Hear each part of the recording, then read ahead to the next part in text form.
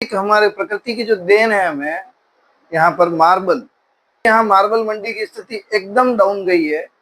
अब क्या हो रहा है कि राजसमंद का मार्बल का जो दोहन हो रहा है उसका लाभ यहाँ की जनता को ना मिलके यहाँ का जो मार्बल है वो किशनगढ़ और दूसरे क्षेत्रों में जाके बिक रहा है।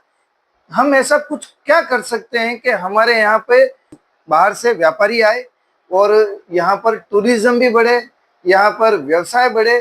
क्योंकि देखिए, एक गाड़ी लगाते हैं, जैसे हम मार्बल का काम करता है, कोई लेबर वाला गाड़ी भरता है, कोई अपना अपना सभी का कार्य है। जब उन लोगों को जो पैसा मिलता है वो यहाँ के लोकल मार्केट में आता है। आज वो खत्म हो गया। इधर जेके भी है ना, धीरे धीरे डाउन होती जा रही है। तो अब यहाँ पे हमारे पास व्यवसाय की कोई अवसर उपलब्ध नहीं है। और मैं ये देखता हूँ कि अगर ऐसा ही रहा तो आने वाले धीरे धीरे हम एक ग्राम बन जाएंगे छोटा।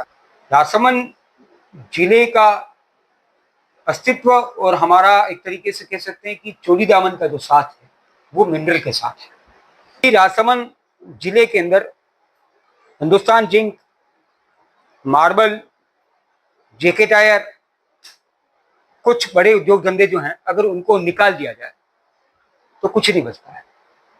रोजगार के लिए इन्हीं लिमिटेड दायरों के भीतर हम लोग घूम रहे हैं। 2012 के बाद की बात बता रहा हूं मैं।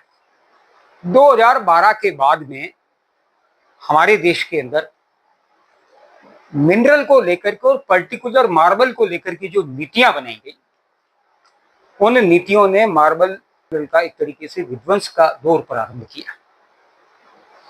आपको पता होगा, अभी हम 18% जीएसटी दे रहे हैं। 18% जीएसटी सहन करने की स्थिति में आज के समय में मार्बल नहीं है।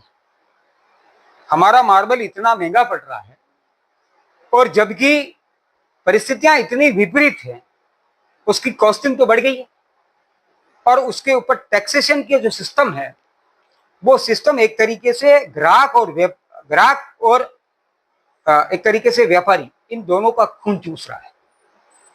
मैं मानता हूं कि जब तक इस पर 5% जीएसटी नहीं लगाई जाएगी तब तक इस मार्बल उद्योग, यहाँ पर 90% व्यापारी जो है, 90% प्रोसेसिंग प्लांट जो है, 90% हमारी जो माइंसें हैं, यह मरणासन स्थिति के अंदर सरकार के अरबों खरबों रुपए डूब जाएंगे। बता रहा हूं, बैंकों ने फाइनेंस कर रखा है। वो फाइनेंस जो है कुछ नहीं होगा, डूबने के सिवा कोई चारा नहीं है। सबसे ज्यादा अगर खराब स्थिति के अंदर आज कोई दिखाई देता है तो राजसमंद मार्बल उद्योग से जुड़े हुए व्यापारी, उद्योगपति और उसमें काम करने वाले लोग हैं।